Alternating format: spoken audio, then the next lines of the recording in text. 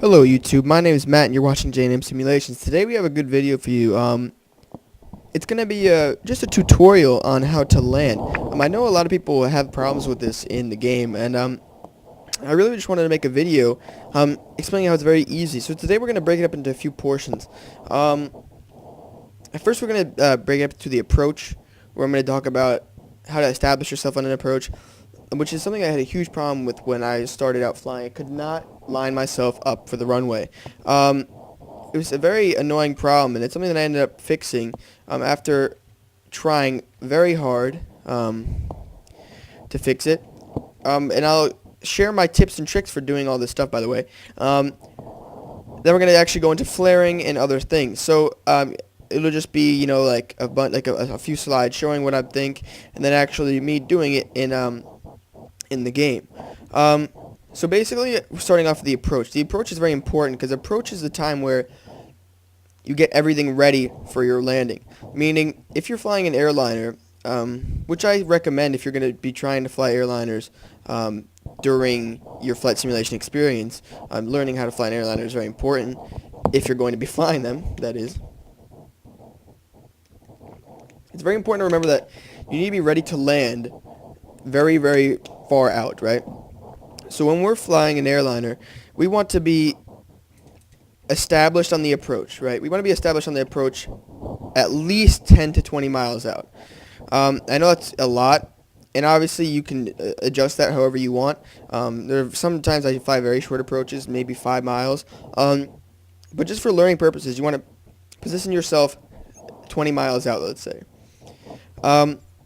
Secondly, you want to make sure that you're configured to land. So obviously, we're going to start out with flaps. Flaps, the way we're going to do flaps is you're going to want to periodically slow down, right? So we're not going to slow down and then speed up, and then slow down and then speed up. What we want to do is we want to have ourselves established. So we're going to always check your flap limit of your aircraft, and I will post a screenshot of the cockpit right now that I'm in that shows the flap limits as far as knots of a certain aircraft you might be in. And this is the 747-400 by PMDG that we're going to be doing. And I'm going to also do for some other aircraft in this video. But that shows you what speed you should be. So whenever you reach that speed on your approach, and that means when you're on your approach, so not when you're in your top of descent or whatever. But as soon as you hit the approach and you reach those speeds, put in those flaps, right? And you're going to refrain from putting the last 2 notches of flaps before you're like 2 miles out. Another important thing is when you're flying the approach, you're going to want to make sure you have all your flaps in at least 2 miles, at most 2 miles out. Because we want to make sure that when you're on the approach that you're not making huge aerodynamic changes to your aircraft. Flaps are a very important part of landing, but they change your airplane's aerodynamics immensely. It creates a huge amount of lift and balloons you. So if you're adding last notch of flaps very far down your approach, say 1 mile, 3/4 of a mile, you're going to get a huge balloon and you're going to be higher than you were before. You need to be established on the approach with these flaps set so that you know, right, that when you're coming in, you're not going to have any unforeseen things happening to you. Now, as far as lining up for the runway, you're going to want to make sure, a good way to practice is at nighttime, because at nighttime it's much easier to see the runways. But basically, you're just going to want to make sure it's between your knees. You're going to center your computer between you, between your 2 arms or wherever you're using a joystick, and make sure it's centered, right? So make sure it's not too far off to the left or right. And make sure, the yoke is right where it should be. Then the yoke on the computer, that is. After that, what you want to do is just put your legs down on the floor and observe where the runway is, or the place you're pointing is in conjunction to the middle of your knees. Basically, what I'm saying is that the middle of your knees is really where the aircraft is going. So by positioning the nose or the middle of your knees at the runway, you're going to fly towards the runway. This is a huge trick that we use in the real world that allows you to get this effect in the game. there's many real world tips you can use. Another thing that I forgot to say is that you need to be configured to land. So you need to have your auto brakes if you're going to use them, and your speed brake set far before you touch down. Setting these far down your approach can set you up for an unsuccessful approach, and make you unsafe at the end when you're trying to put these in. As you know, you don't have a co-pilot in this game, so if you're sitting here trying to plug in, all these different values, you're going to be unsuccessful, and you're going to put your aircraft in danger.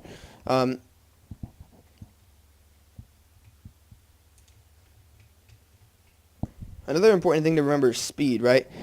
So we're going to want to be, maintaining speed throughout our approach. We're not going to be wanting to go. We're not going to want to be going too fast. We're not going to want to go too slow. You have to know the speed at which your aircraft lands at. What are you doing?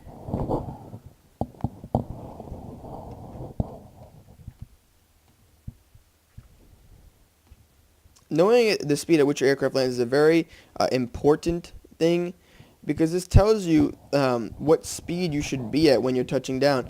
And not only is this crucial, if you don't do this, you could stall your airplane. You could do a multitude of things that are unsafe. If you don't know the VREF speed of your aircraft, you're setting yourself up for failure. The more knowledge you have of this subject, the better you can do. And that's all I wanted to say. Basically, right after this, you're just going to get a short video telling you all, showing you all the stuff that I did, or that I talked to you about in the approach segment, and how it's going to turn out in the landing. And then we'll go down and we'll talk about flaring and such things that are also something very important. But I'm just going over what I had the most problem with, which was pretty much lining myself up for the runway, being prepared to land, and such things.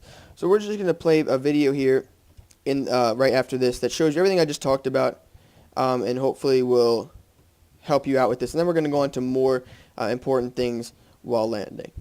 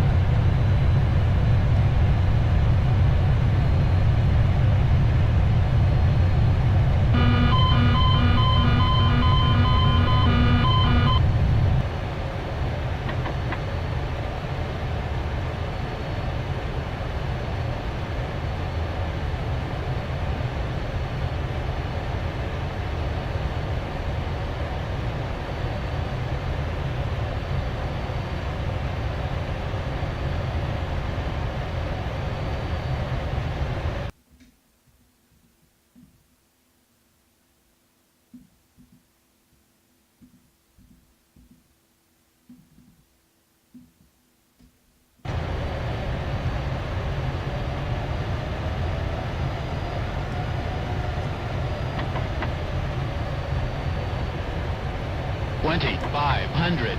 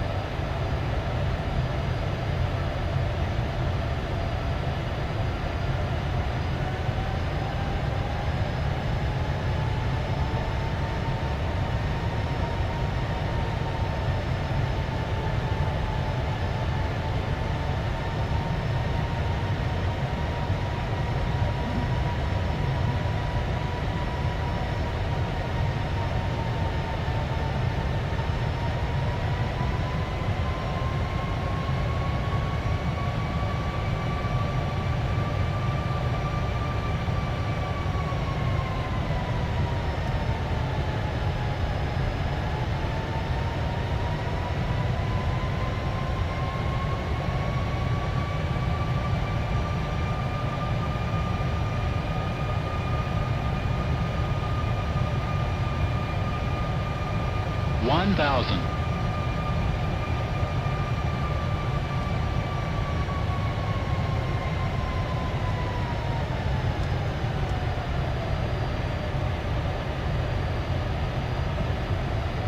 I think you saw that approach. You can kind of see how you set the aircraft up for the approach, putting in the appropriate flaps and getting down to VREF speed and using your throttle to maintain altitude or descend. That's a huge part of training, your flight training that you may or may not take in your life. You have to make sure that when you're flying, you're using your throttle for your vertical axis and your pitch for speed. If you have, I mean, obviously sometimes you use them in conjunction with each other, but if you're losing altitude fast, your sink rate is high.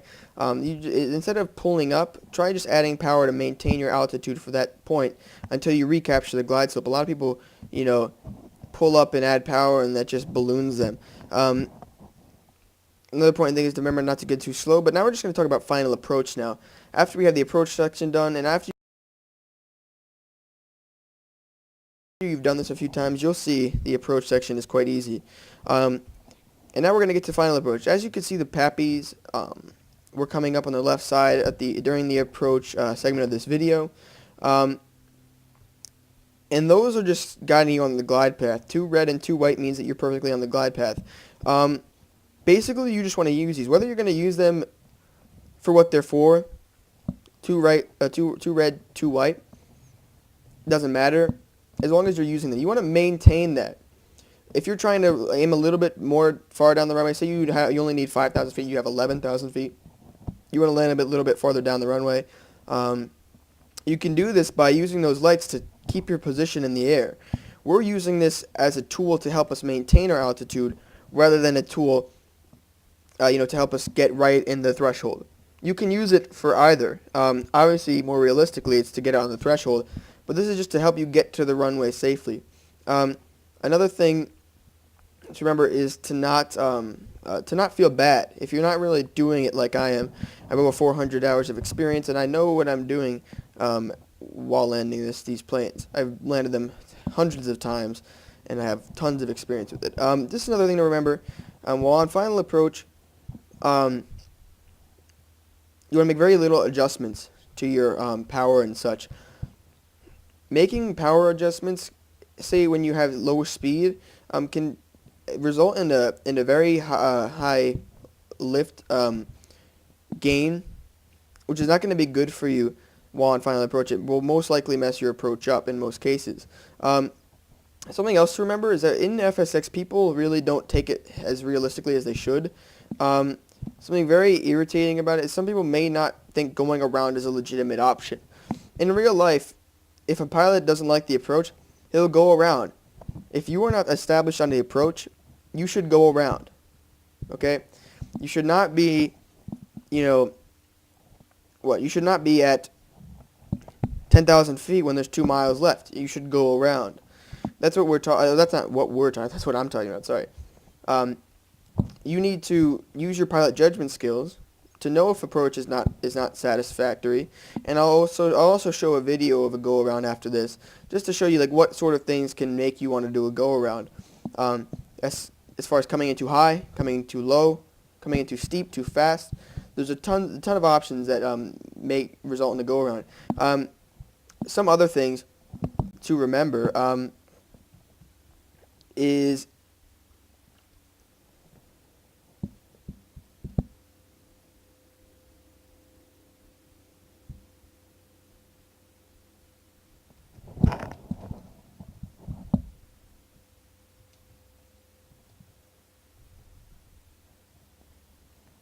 and now we're just going to continue with the final approach, just so you can see how that's done, and we'll take this final approach to landing. Basically, when you're landing, I'll also show this as well. When you're landing and when you're actually about to touch down, you're going to want to take throttle out all the way. Keeping throttle on could cause you to stay above the runway and actually not touch down, as well as being too fast can do that to you as well. To combat this, what you do is at about 100 feet above the runway, you will just completely cut out power. if you, depending on what speed you're at, say you're a little bit below ref, you might want to not do that. But if you have ref nailed perfectly, then you'll be fine. You'll just want to pull back the throttle all the way, and as you get the calls, 100, 50, 40, and as soon as they get to 40, you want to start pulling back slightly, right? When you're in big aircraft such as this, you have to realize that your nose is higher than you think it is. So you don't really need huge flares. Flares are not. Flares are just there to use the last bit of lift you have in your wings to get you down softly. You do not need a huge flare. Flares are only there for softness of the landing. They're not. You don't need a 10-degree flare. You might even only need a 5-degree flare. As much as you need, depending on your lift situation. If you have a lot of low lift, you might need a 10-degree. Something to remember is that there's always the added possibility of a tail strike, and tail strikes are very serious. And if you want to maintain your realism in the simulator, you're going to want to refrain from doing that. But now that you guys know how to approach and what you're doing on the approach, I'm just going to show you final and short final, and then actually the touchdown, and how you go about doing those things and using the skills that I just taught you. And I'll just get right back to you right after we do this.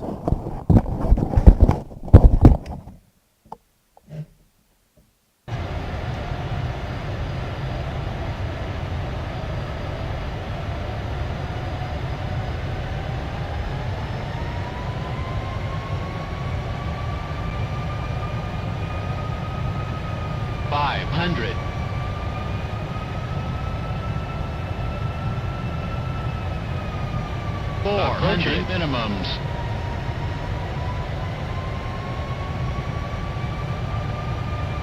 Minimums. 300.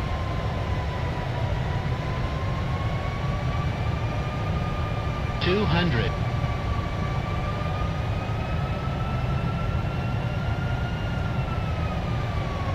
100.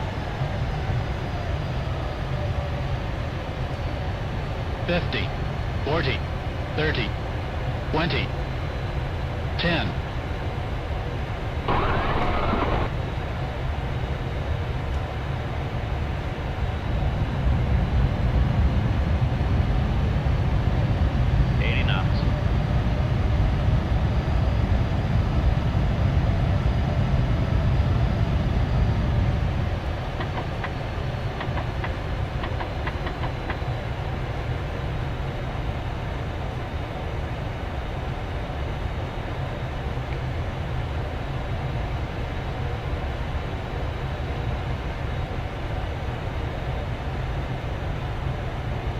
And as you can see, during that final approach, we're going under the glide slope and then added power to catch that glide slope back. You saw that we didn't actually adjust our pitch attitude at all because our airspeed was good. All we did was we adjusted power to maintain the speed that we wanted to. It's very important when you're trying to nail your vertical speed that you're really adamant about using only your throttle to get you there. And as you can see, we are making minor adjustments in the end. You really want to make sure that you're lined up before you get to the runway. And as you can see, those minor adjustments were fine, and we ended up being fine. But in some cases, not doing those minor adjustments can get you in some trouble. Not to mention a very unsafe approach. And now we're just going to show you some go-arounds, some things that you might want to do, or some things that might make you want to do a go-around. Some things that I would definitely do a go-around for. Yeah, so I'll catch you during the flight. Instead of letting you watch that, we're just going to talk during the go-around procedures. And right now what we're going to do is we're far out, so we're just going to take this time to set our braking systems. Auto brakes and speed brakes are set. And now we're just, we're coming up on a bit of a descent here. We're going to utilize this descent and get our speed brakes out so we can start bringing out that speed again. And like I want you to guys see how sometimes coming in too fast can really mess up your approach in the long run. This is all going to be showing you really what not to do, and how, and even if you set it perfectly, you can still get some problems on your approach. Right now we're just establishing ourselves on the final approach course. An outside view is what it looks like. Add that other notch of flaps. Flaps 20. Gonna give a little bit more of a nose up attitude, just so that we can really start to slow down here. This is just going to be showing you that, you know, say if we're going to get too low here, and what you should do in that situation, and don't be afraid to go around, even though you might not want to be going around, and it's a video game. I know that, I understand, but for realism's sake, and for your game and your, you know, your aircraft purposes, you're going to want to fly it more realistically, because if you're coming in at 200 feet, 10 miles out, you're going to go around, you know. There's some things that you're just not going to be flying the approach still for. So I'm just going to show you right here. We took up the power way too early, and we're going to drop, we're going to start dropping airspeed, and as you can see on the bottom of our PFD, as our descent rate starts to pick up, and as we're losing a lot of that lift under our wings, right? And now we're just going to add some more power, right? You know, adding power, and we're going to end up pretty low on this approach, on this glide slope. As you can see, we're coming in one PAPI light right now. One red, 2 red, 3 red. Oh, that's the red now, sorry. And 4 red. So as you can see, we're at about 600 feet. 500. Right? And we're pretty far from the runway. We're gonna crash. 400 minimums. This is what, and this isn't a case where you would just, Don't sink. you would add full power, pitch up to 10 degrees, and do your missed approach procedures. In these cases, you would just go and just come back around for another try, right? It's important that we realize that it's not just about landing, it's about getting there safely. We want to do it realistically in a manner that would be done in the real world. That's why we have these amazing, super complex aircraft. We're not flying them so that we can fly them like they're Cessna 172s. We're flying them like they're Boeing 747s. So we have to treat them that way with respect and understand that this is not how they fly them in the real world. If that happens, you're going around, and just treat it like that. And if you treat it like that, you'll be fine and you'll be landing. And I definitely think that if you watch this video, this can help anybody, right? Like I said, and this can help anybody get their landings to be better. This is not necessarily a tutorial to show you how to do them, but show you how to improve them. All these things can help you improve them, even if you already know how to land. I know a lot of you probably know how to land and think you know how to land, but are you doing it properly and safely? All these things, not to say that you don't know how, but to say that, you know, we could all get better at what we're doing. If you have some other tips and tricks that you use to do the same thing, why don't you leave it in the comments below, and so you can help some of our other fellow simmers out. That's pretty much all. This, you know, just like I said, we just posted a video last night that was a different type of video, and I want you guys to just, you know, look at that, see what it's like, and see if that's really if you guys like that kind, because it kind of takes a while to do. Those more cinematic style videos, they take a long time to do, probably 2 hours for a 6-minute video. So we want to know if, you know, you want to see that, you want to see more like of what we've been doing right now, right? So just let us know, because why would we make videos that you guys don't want to see? It doesn't make any sense for us to waste our time on it. Like I said, use these tools, and I think you'll be pretty successful as far as, you know, getting, you know, good descent rate landings and other things. And, you know, if you guys want to see more tutorials like this, which I'll be happy to do with my experience with flying, I've gotten a lot of experience and have a good ability for doing all these things, and I know how to do them quite well because I've got taught them quite well. And I think that's important basis for everybody to have if you want to be a good simmer. You need that basis of knowledge to help you better your simulation tendencies. So I hope this really helped all you guys. It may not be the most helpful thing, but I want just to get this information out there so that you guys can at least look at it and even, you know, just change it up for yourself, you know, adjusting it so that it's good for you. That's just the main thing. we don't want, or we don't want to, have you guys doing it like me and, realize that you're different than me, which is, obviously everybody's different, so you're going to want to do it a different way. So yeah, adjust it for yourself, do different things, and then after this I might do a crosswind video just to show you how you battle crosswind on landing, to make it more realistic, because, every day you're not going to be flying with a zero knot wind, and how you crab specifically for, that's what they call it, how you crab for a specific heading, maintaining, and then that's pretty much all. So I appreciate you guys for watching, or I appreciate you watching. I hope you guys enjoyed it. Just give us a like if you enjoyed it, and subscribe, because we have a lot more of this stuff coming out, and give us the thumbs up, and just to shoot us a comment. All those things help us a lot, and it helps other people really see the videos.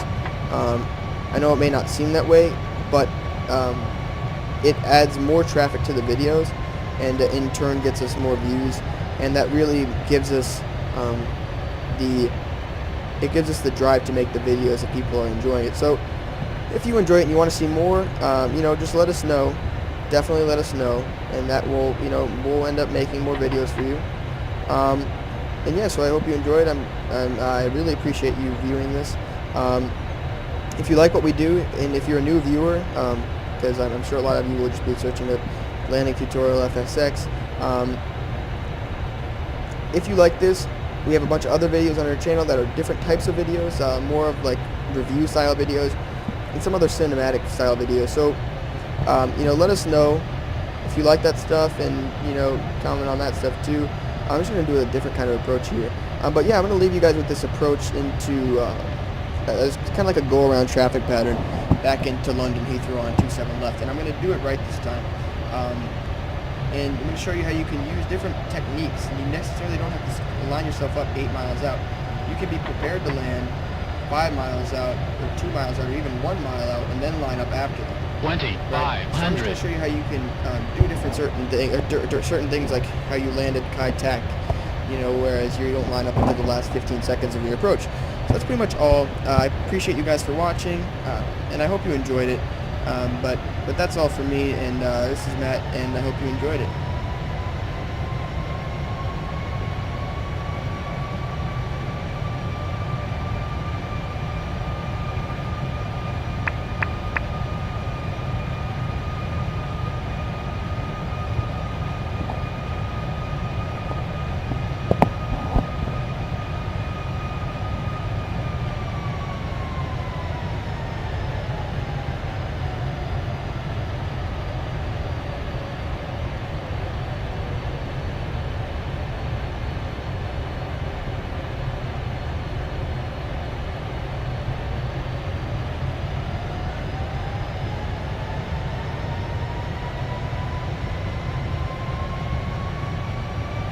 One thousand.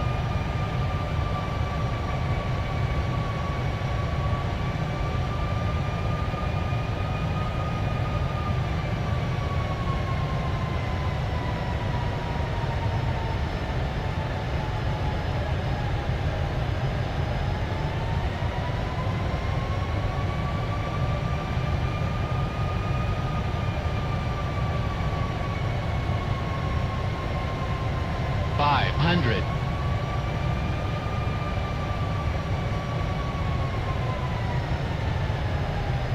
400 minimums.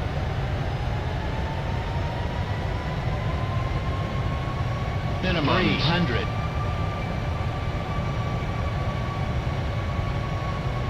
200.